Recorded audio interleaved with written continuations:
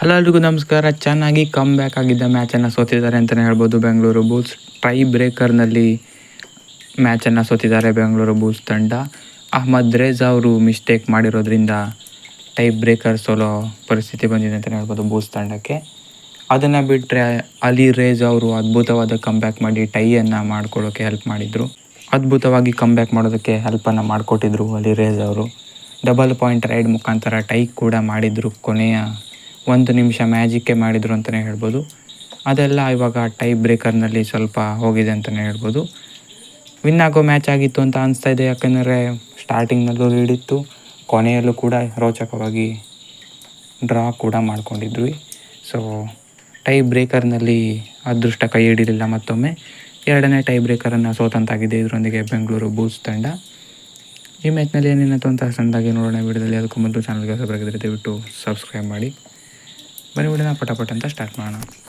ಸ್ಟಾರ್ಟಿಂಗ್ನಲ್ಲಿ ಅಬ್ಬರಿಸಿದ್ರು ಅಂತಲೇ ಹೇಳ್ಬೋದು ಬೆಂಗಳೂರು ಬುಲ್ಸ್ ತಂಡ. ಮೊದಲ 10 ನಿಮಿಷದಲ್ಲೇ ಒಮ್ಮೆ ಆಲ್ಔಟ್ ಬಂದಿತ್ತು ಅನಿಸುತ್ತೆ ಬೆಂಗಳೂರು ಬುಲ್ಸ್ ಕಡೆಯಿಂದ. ಆಶೀಶ್ ಮಲ್ಲಿಕ್ ಹಾಗೆಯೇ ಆಕಾಶ್ ಶಿಂಡೆ, ಅಲಿ ರೇಜಾ ಮೂವರು ರೈಡರ್ಸ್ಗಳು ಅದ್ಭುತವಾಗಿ ರೈಡಿಂಗನ್ನು ಮಾಡ್ತಾಯಿದ್ರು. ಇನ್ಫ್ಯಾಕ್ಟು ಸ್ಟಾರ್ಟಿಂಗ್ 10 ನಿಮಿಷ ಫುಲ್ಲು ಡಾಮಿನೇಟು ಬೆಂಗಳೂರು ಬುಲ್ಸೇನೆ. ಮೊದಲ 10 ನಿಮಿಷದಲ್ಲಿ ಬೆಂಗಳೂರು ಬುಲ್ಸ್ 11 ಪಾಯಿಂಟನ್ನು ಗಳಿಸಿದರೆ UP ಯೋಧಾಸ್ 7 ಪಾಯಿಂಟನ್ನು ಗಳಿಸಿತ್ತು. ಸಖತ್ತಾಗಿ ಸ್ಟಾರ್ಟ್ ಸಿಕ್ಕಿತ್ತು ಬೆಂಗಳೂರು ಬುಲ್ಸ್ ತಂಡಕ್ಕೆ. ಅದನ್ನು ಚೆನ್ನಾಗಿ ಉಳಿಸ್ಕೊಳ್ಳೋದಕ್ಕಾಗೋದಿಲ್ಲ. ಯಾಕಂದರೆ ನೆಕ್ಸ್ಟ್ 10 ಮಿನಿಟ್ಸ್ UP ಯೋಧಾಸ್ ಬೃಹತ್ ಕಮ್ಬ್ಯಾಕನ್ನು ಮಾಡುತ್ತೆ. ಭವಾನಿ ರಾಜ್ಪೂತ್, ಗಗನ್ ಗೌಡ ರೈಡಿಂಗ್ನಲ್ಲಿ ಮಿಂಚ್ತಾರೆ. ಇನ್ನು ಡಿಫೆನ್ಸ್ ಕೂಡ ಸಖತ್ತಾಗಿ ವರ್ಕ್ ಆಗುತ್ತೆ UP ಯೋಧಾಸ್ ಕಡೆ. ಸೊ ಹಾಗಾಗಿ ಕಮ್ಬ್ಯಾಕನ್ನು ಮಾಡ್ತಾರೆ ಅಂತಲೇ ಹೇಳ್ಬೋದು. ಸ್ಟ್ರಾಂಗ್ ಕಮ್ಬ್ಯಾಕ್ ಆಗುತ್ತೆ ಅದು UP ಯೋಧಾಸ್ ಕಡೆಯಿಂದ. ಫುಲ್ ಡಾಮಿನೇಟಿಂಗ್ ಪರ್ಫಾರ್ಮೆನ್ಸ್ ಆಗುತ್ತೆ ಅದು ಖಂಡಿತವಾಗ್ಲೂ. ಯಾಕಂದರೆ ಸೆಕೆಂಡ್ ಹಾಫ್ನಲ್ಲೂ ಕೂಡ ಸ್ಟಾರ್ಟಿಂಗ್ನಲ್ಲಿ ಅದನ್ನು ಕಂಟಿನ್ಯೂ ಮಾಡ್ತಾರೆ. ಕೇವಲ 4 point second half first 10 minutes Bengaluru Bulls ಗಳಿಸಿದರೆ 8 ಪಾಯಿಂಟನ್ನು UP ಯೋಧಾಸ್ ಗಳಿಸೋ ಮುಖಾಂತರ ಲೀಡ್ ಕೂಡ ಪಡ್ಕೊಳ್ತಾರೆ ಇದರೊಂದಿಗೆ. ಸೊ ಕೊನೆಯ 10 ನಿಮಿಷ ಏನಿದೆ ಮ್ಯಾಜಿಕ್ ಆಯಿತು. ಕೊನೆಯ 10 ನಿಮಿಷ ಅಂತ ಹೇಳೋಕ್ಕಿಂತ ಕೊನೆಯ 3 ನಿಮಿಷದಲ್ಲಿ ಮ್ಯಾಜಿಕ್ ಆಯಿತು ಅಂತಲೇ ಹೇಳ್ಬೋದು. ಅಲ್ಲಿ ರೇಜಾ ಮತ್ತೊಮ್ಮೆ ಮ್ಯಾಚ್ ವಾಪಸ್ ಬರುವಂತೆ ಮಾಡಿದರು. ಬೆಂಗಳೂರು ಬುಲ್ಸ್ ಆಲ್ಔಟ್ ಆಗಿ ತುಂಬಾ ಲೀಡನ್ನು ಕೊಟ್ಬಿಟ್ಟಿದ್ರು UP ಯೋಧಾಸ್ ತಂಡಕ್ಕೆ. 5 ಪಾಯಿಂಟ್ ಲೀಡನ್ನು ಪಡ್ಕೊಂಡ್ಬಿಟ್ಟಿದ್ರು 5 ನಿಮಿಷ ಇರಬೇಕಾದ್ರೆ. ಅದನ್ನು ಕಟ್ ಮಾಡಲೇಬೇಕಿತ್ತು. ಅದನ್ನು ಚೆನ್ನಾಗಿಯೇ ಮಾಡ್ತಾರೆ ಅಲಿ ರೇಜಾ ಅವರು.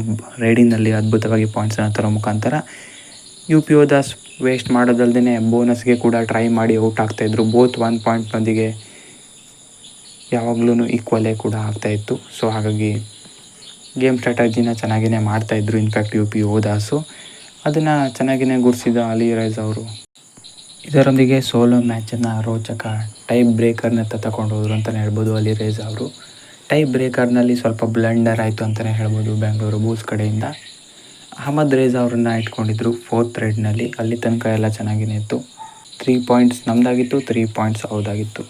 4th ಪಾಯಿಂಟ್ನಲ್ಲಿ ಬೋನಸ್ಸು ಮುಟ್ಟಿಲ್ಲ, ಹಾಗೆಯೇ ಔಟ್ ಕೂಡ ಆದರು. ಇದರೊಂದಿಗೆ 1 ಪಾಯಿಂಟ್ ಲೀಡನ್ನು ತೊಗೊಂಡ್ಬಿಡ್ತಾರೆ UP ಯೋಧಾಸ್ ಅವರು.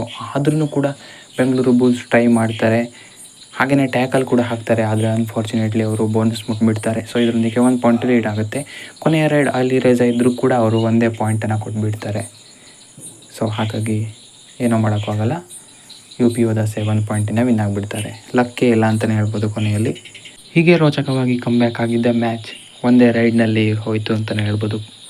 ಸೊ ಇದಾಗಿತ್ತು ಈ ಮ್ಯಾಚು. ಆದರೆ ಒಟ್ಟಿನಲ್ಲಿ ಹೇಳಬೇಕು ಅಂದರೆ ಕಮ್ಬ್ಯಾಕ್ ಹಾಗೆಯೇ ರೋಚಕತೆಯಿಂದ ಕೊಂಡಿರೋ ಪಂದ್ಯವನ್ನು ಮೆಚ್ಚಿಕೊಳ್ಳಲೇಬೇಕು. ಯಾಕಂದರೆ ಅದ್ಭುತವಾದ ಕಮ್ಬ್ಯಾಕ್ ಆಗಿತ್ತು ಅದು ಖಂಡಿತವಾಗ್ಲೂ.